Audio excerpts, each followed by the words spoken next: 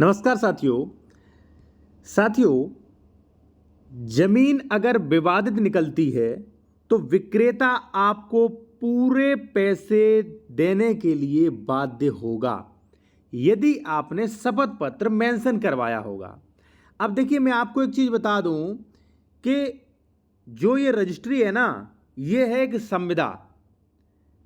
Contract act के अनुसार वचनों के संवर्ग को संविदा कहते हैं। एक तरह की संविदा है। यहां पे आप देख भी सकते हैं, विक्रय की परिभाषा करते हुए धारा 54 कहती है, विक्रय ऐसी कीमत के बदले स्वामित्व का अंतरण है जो जिसके देने का वचन किया गया हो और इसका कोई भाग दे दिया गया हो।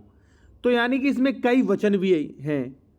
अब होता क्या, जैसे मान लीजिए आप ये डीड ये करवा रहे हो, तो इसमें आपने देखा होगा डीड में लगभग 10 से 12 पेज होते हैं। तो उसमें कई वचन होते हैं कि भाई हम SC ST से नहीं है, हम पूरे पैसे दे दिए हैं, हमने इसमें कोई सी का भी उल्लंघन नहीं किया। कई शपथ पत्र होते हैं, ठीक है ना। तो वचनों के संवर्ग को संविदा कहते हैं। अब ये सब चीज़ें छोड़ते हैं, ये कानून की चीज़ें मैं आपको बाद में बताऊंगा। लेकिन सीधी बात ये कहते हैं कि साथियों, जब आप प्रॉपर्टी खरीद रहे हैं तो वहां पे कई चीज़ें आपको देखनी पड़ती हैं। जैसे मेरे पास कई डॉक्यूमेंट्स आ रहे हैं, कहीं मान लीजिए ज़मीन खरीद ली, सरकारी नोटिस आ गया, कहीं विवाद हो रहा उस पर। तो जब आप ज़मीन खरीद रहे हो तो वहाँ पे कई डॉक्यूमेंट्स वेरिफिकेशन भी करना चाहिए। प्रॉपर्टी ट्रांसफर एक्ट सेक्शन 6 ये कहता है कि भाई उसकी जांच पड़ताल आपको करनी चाहिए, ठीक है। कहीं डबल रजिस्ट्री तो नहीं है, अंश से अधिक विक्रय तो नहीं है, ज़मीन सरकारी तो नहीं है, ज़मीन जो है उस पर कोई विवाद तो नहीं है, उस पर कोई स्टे तो नहीं है, ठीक है ना। ये सारी की सारी चीज़ें आप चेक करनी चाहिए, ठीक है। उसके बाद आप जमीन खरीदिए। उसके बाद भी आपको रिस्क नहीं लेना तो एक जो एफिडेविट जो होता है उसमें लगवाइए। क्या, अभी मैं आपको बताऊंगा। एक चीज साथियों और, यदि आप कोई लीगल एडवाइस, कोई बेहतर कानूनी सलाह लेना चाहते हैं तो हमारा कॉन्टैक्ट नंबर आपको वीडियो के डिस्क्रिप्शन में मिल जाएगा।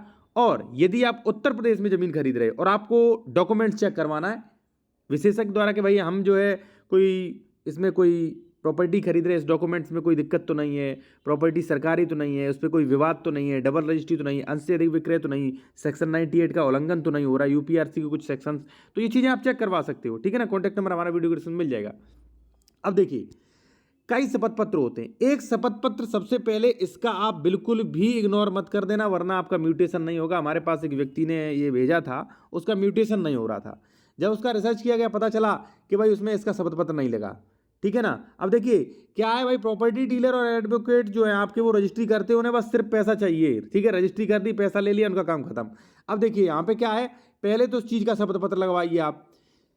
अब देखिए, आज पत्रावली पेश की गई, विक्रेता क्रेता द्वारा उत्तर प्रदेश राजस्व संहिता की धारा 89 सबसेक्शन 2, 89 सबसेक्शन 3, 90, 98, 99 का उल्लंघन न करने के संबंध में मूल शपथ पत्र पत्रावली में दाखिल नहीं था, यानी कि मूल बैनामा में दाखिल नहीं था और शपथ पत्र के अभाव में निरस्त कर दिया गया। तो एक तो बात साथियों, आप ये शपथ पत्र जरूर लगवाएं। कितना?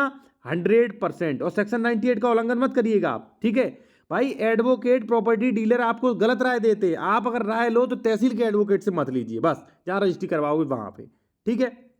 अब एक तो ये शपथ पत्र हो गया।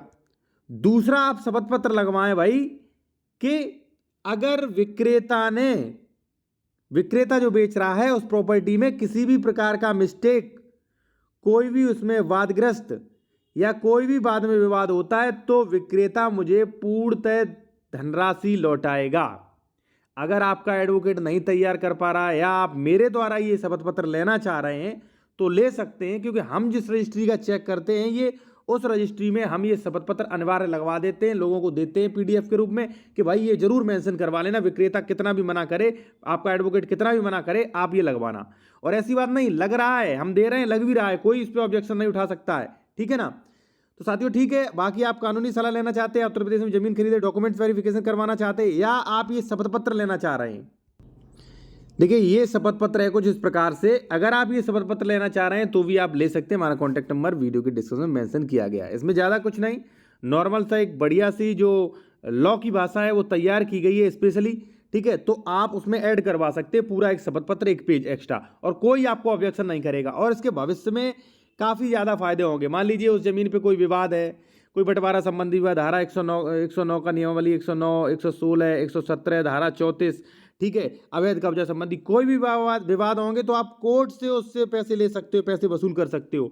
तो ये जरूर लगवाएं भाई, आपके एडवोकेट तो लापरवाही कर रहे हैं भाई, लापरवाही न करें तो हमारे पास पर डे ऐसे सैकड़ों मैटर आते हैं कि सर मैंने SC ST की जमीन खरीद ली, एडवोकेट ने कहा कुछ नहीं होगा, अब दिक्कत हो रही, सर अब 143 की नहीं हो रही, अब इस पर जो है बुलडोजर चल रहा, कहीं डबल रजिस्ट्री हो रही है।